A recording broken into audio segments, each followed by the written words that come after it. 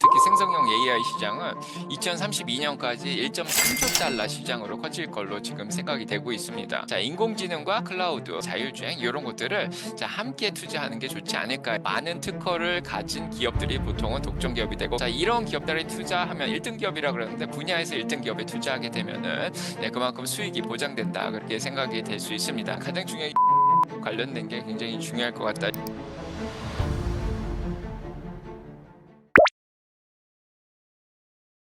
4차 산업혁명 관련 기업을 이제 찾아내야 되는데 10배 수익 내, 이제 10배가 낼 수익을 찾아야겠죠. 일단은 수익 낼 기업은 피터 린치 방식을 쓰는 게 가장 좋을 것 같아요. 자, 일단은 팩 레이쇼가 1보다 작은 기업. 그래서 퍼를 성장률로 나눴을 때 1보다 작아지는 거. 이제 퍼가 40인 기업이 매년 40%씩 성장을 하면 1이 되겠죠.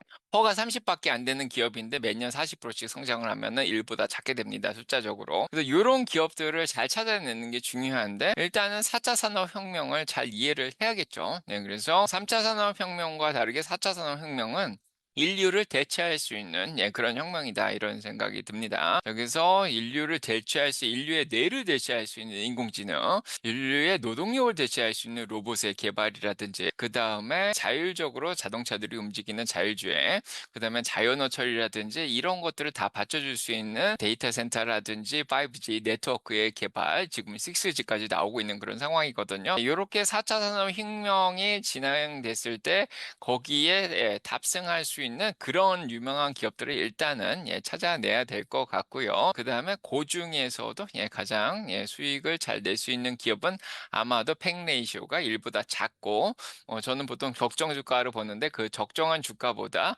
더 싼 기업들을 잘 찾아내시면은 처음에 성장할 때는 빠르게 성장하는 기업들은 100%씩도 성장을 하고 50%씩도 성장을 하고요. 나중에 좀 둔화되면은 그게 이제 20% 10%씩 성장하게 되는데요. 그렇게 성장이 둔화될 때까지 큰 수익을 낼 수 있지 않을까, 이런 생각이 듭니다.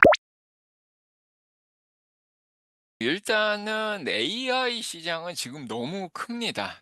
특히 생성형 AI 시장은 2032년까지 1.3조 달러 시장으로 커질 걸로 지금 생각이 되고 있습니다. 자, 그래서 매년 카그라 그러죠. 컴파운드 애니얼 그로스 레이트인데 매년 42%씩 지금 앞으로 10년 동안 계속해서 성장할 것으로 지금 예측이 되고 있는 그런 상황이고요. 인공지능에 비해서 자율주행은 그 한 분야죠. 그냥 자율주행도 어떻게 보면 인공지능이라고 볼 수가 있습니다. 자, 요 시장은 일단은 2030년까지 10빌리언 정도, 여기서 100억 달러 시장으로 성장을 할 것으로 생각이 듭니다. 자, 그래서 인공지능에 비하면은 좀 작은 시장이라고 볼 수 있고요. 자, 요게 이제 매년 30%씩 성장할 거라, 자, 이런 생각이 듭니다. 그래서 어느 한 분야를 선택하기보다는 인공지능과 클라우드, 그다음에 자율주행 이런 것들을 함께 투자하는 게 좋지 않을까, 이런 생각이 들고요. 그래서 인공지능에 이제 가장 적합한, 요즘 빅텍이 가장 인공지능이 앞서가고 있는 상황이죠. 그래서 빅텍에 있는 기업들과 자율주행을 앞서가고 있는 테슬라, 자, 이런 기업들에 투자를 하면 좋겠다, 이런 생각이 듭니다. 일단은 미래 기술은 투자 시장에 굉장히 큰 영향을 미치는 그런 상황이고요. 자, 그래서 기존의 가치주들은 성장을 10% 20% 많아야 한 20% 이내로 성장을 하는 그런 상황인데, 이런 미래 기술이 들어오면서 기업들이 폭발적으로 성장을 하게 되죠. 그만큼 토탈 어드레서블 마켓이라 그래서 유효 시장을 크게 가져가면서 전반적으로 산업의 구조가 변화되면서 시장이 크게 확대가 되는 그런 상황입니다. 그래서 이렇게 미래 기술이 들어오게 되면은 이제 그 분야의 모멘텀이 막 살게 되면서 그 분야에 있는 기업들이 빠르게 성장을 하게 되죠. 자, 요럴 때 이제 성장 투자 전략을 써가지고, 아까도 얘기 드렸듯이 팩레이쇼가 1보다 작은 적정 주가보다 싼 그런 주식들을 잘 발굴해서 가져간다면은 아마 투자 시장에서 큰 수익을 낼 수 있지 않을까, 이런 생각이 듭니다. 자, 일단은 가장 중요한 게요. 리스크 관리를 잘 해야 되는데 이런 기업들이 다 살아남을 수는 없습니다. 어떻게 보면 2000년대 닷컴 버블하고 약간 비교가 되기도 하는데 2000년대에도 3차 산업혁명과 관련해서 닷컴 기업들이 굉장히 많이 나왔죠. 벌써 25년 전인데 그때도 그 기업들이 사실은 다 닷컴 버블이 터지면서 망하지는 않았습니다. 그중에서도 잘 살아서 지금까지 오고 있는 그런 기업들이 있고요. 하지만 대부분의 기업이 이제 닷컴 버블이 터지면서 이제 도태가 되었죠. 지금도 마찬가지입니다. 그래서 4차 산업혁명이라 그래서 모든 기업들이 이 경쟁에서 살아남을 수는 없다. 자, 이런 생각이 들고요. 자, 이런 기업들 중에 수익이 플러스로 전환이 되면서 비용을 절감하는 그런 회사들을 잘 골라야겠고요. 어떤 한 종목만 고르다기보다는 자, 여러 분야의 다양한 종목들을 골고루 가져가면서 위험을 분산하고 아까도 얘기 드렸듯이 10개 기업 중에 한 6개 정도만 성공을 하면은 4개가 도태되더라도 나중에 큰 수익을 낼 수 있다. 자, 그런 생각이 듭니다. 그래서 리스크 관리는 일단은 종목을 분산하는 게 굉장히 중요하고 중요한 거는 이런 기업들이 또 한 번 폭발하면은 막 100%, 200%씩 올라가는데 순간적으로 그렇게 모멘텀이 좋아질 때 열매를 잘 따놨다가 다시 좀 거품이 꺼지거나 이런 기업들은 또 유상증자를 많이 하거든요. 그러면 주가가 한 번씩은 또 떨어집니다. 자, 그럴 때 다시 한번 줍줍을 해가지고 개수를 늘려놓는 그런 전략을 피는 게 좋겠다. 자, 이런 생각이 듭니다.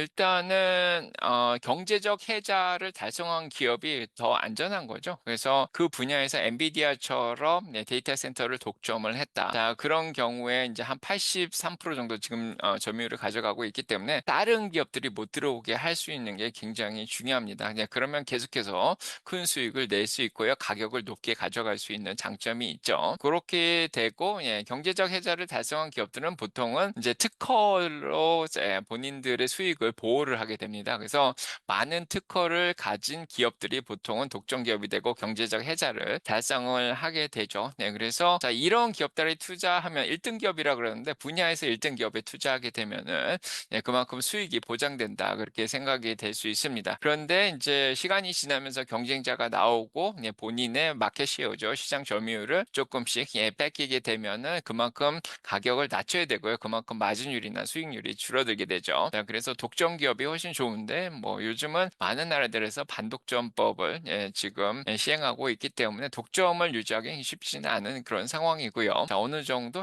점유율을 막 50%에서 한 80% 정도 가져가는 기업이면은 정말 좋다. 자, 이런 생각이 들고요. 일단은 가장 중요한 게 인공지능, 클라우드 서비스, 빅텍 관련된 게 굉장히 중요할 것 같다 이런 생각이 들고요. 자, 반도체는 데이터 센터가 지금 잘 발달이 되고 있는 상황이죠. 그래서 엔비디아 같은 기업이 굉장히 유명하다 이렇게 볼 수가 있고요. 생성형 AI 쪽을 개발하는 게 오픈 AI가 요즘 가장 잘 나가고 있습니다. 물론 엔트로픽이라든지 다른 기업들도 같이 하고 있지만은 오픈 AI와 마이크로소프트가 자 이런 쪽으로는 좀 앞서 나가고 있다. 자, 이런 생각이 들고요. 그다음에 로봇 쪽으로는 옵티머스를 개발하고 있는 테슬라가 곧 대량 생산을 하기 때문에 아마 유망하지 않을까 이런 생각이 듭니다. 거기에다가 이제 증강 가상현실 쪽도 이제 메타 같은 데서는 개발을 잘 하고 있죠. 레이반하고 협력해서 증강현실 안경도 만들고 있고 그다음에 이제 뭐 드론도 볼 수가 있는데요. 드론은 조금 더 기다려야 될 것 같고요. 자율주행 쪽의 인공지능에서는 테슬라를 볼 수 있다. 자, 이런 생각이 듭니다.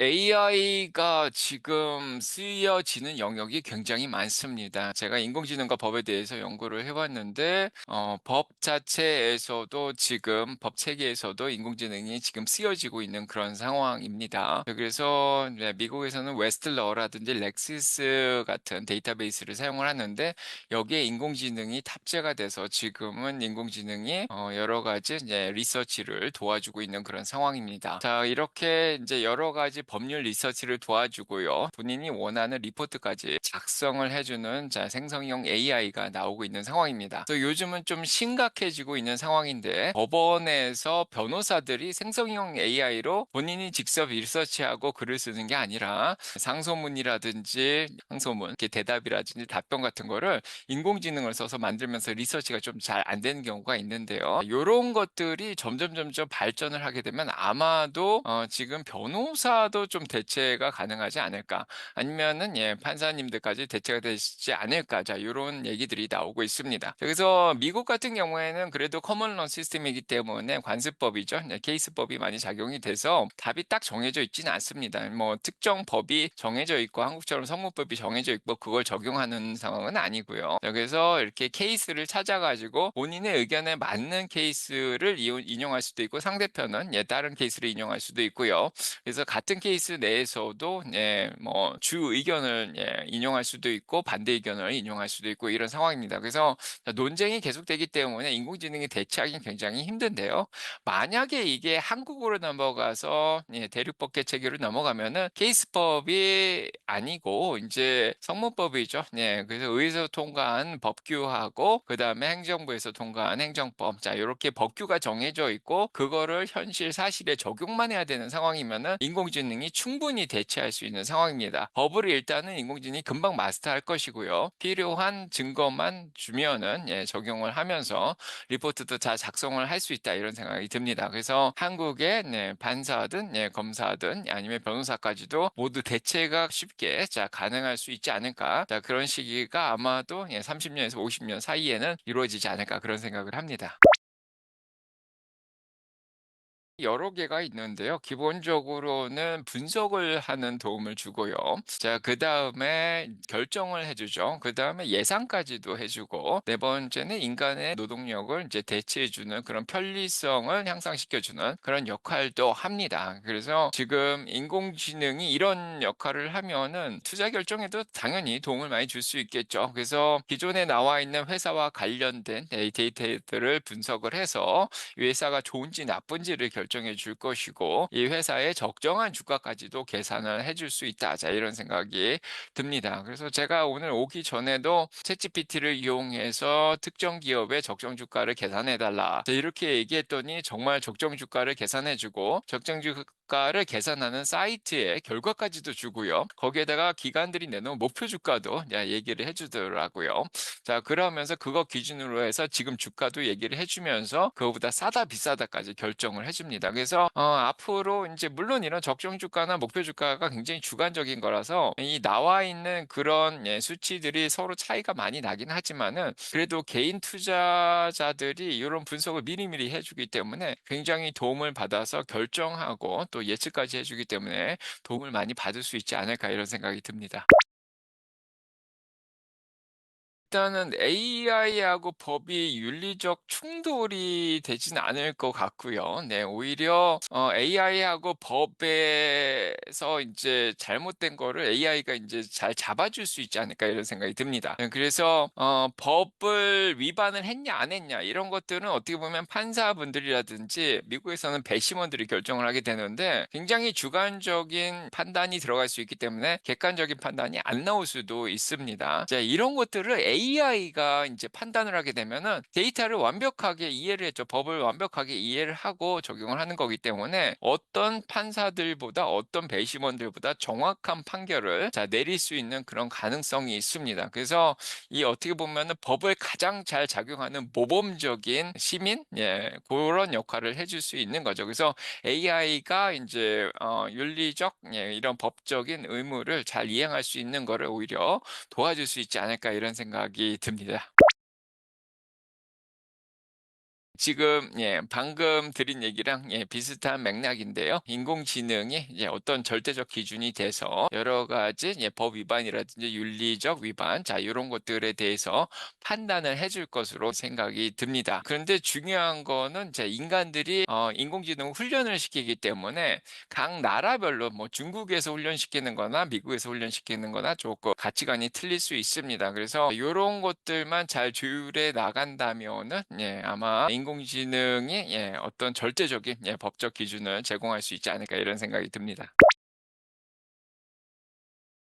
생성형 AI가 일단은 이제 뭔가 보고서를 자 리서치를 해서 보고서를 만들어 주는 건데요. 네, 그래서 변호사들이 하는 역할, 어떻게 보면은 미국의 변호사들은 투자은행에서도 일하는데, 자 어떤 밸류에이션을 책정하죠. 자 이 기업의 인수합병에 미국에선 변호사들이 다 이제 큰 역할을 하게 되는데, 맨하탄에 가 보시면 그런 걸 많이 보실 것 같아요. 그래서 어떤 기업이 있을 때 그 기업의 밸류에이션을 하고 그 기업을 인수할 때 얼마 정도를 가격을 제시하는 게 좋겠냐, 아니면은 가장 합리적으로 이 회사를 인수하는 방법이 어떤 방법이 있겠냐, 아니면 뭐 주식을 서로 이제 바꾸는 게 좋은지, 아니면 직접적으로 돈을 내는 게 좋을지, 아니면은 제3의 회사를 통해서 기업 인수를 하게 될지, 요런 판단도 해줄 수 있을 것 같고요.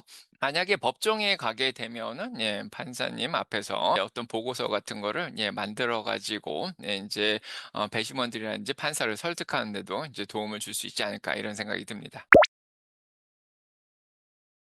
일단은 리서치 쪽에서는 굉장히 강한 힘을 발휘할 것 같습니다. 그래서 제가 아침에 이제 주식 관련해서 리서치하는 것만 2 시간 이상 쓰게 되는데, 아마 생성형 AI가 이 분석을 하게 되면은 훨씬 더 빠르게 한 오 분이나 10분 정도의 모든 분석을 다 해줄 수 있을 거다. 자 이런 생각이 들고요. 자 오늘 나온 뉴스가 뭐가 있나 이렇게 얘기를 하면은, 자 "테슬라 관련된 뉴스를 좀 정리해 줘." 이러면은 바로 5분 만에 정리를 해 주겠죠. 그걸 보면서 본인은 그날의 인제 '투자 판단을 할 수 있을 거다.' 자 이런 생각이 듭니다. 그래서 굉장히 사람도 더 통찰력도 있고 어디를 봐야 될지는 알고 있는데, 인공지능이 이런 역할을 대체한다면 확실히 시간을 많이 절약해 주고 사람들의 리서치를 훨씬 더 효율적으로 만들어 줄 수 있을 거다. 자 이런 생각이 듭니다.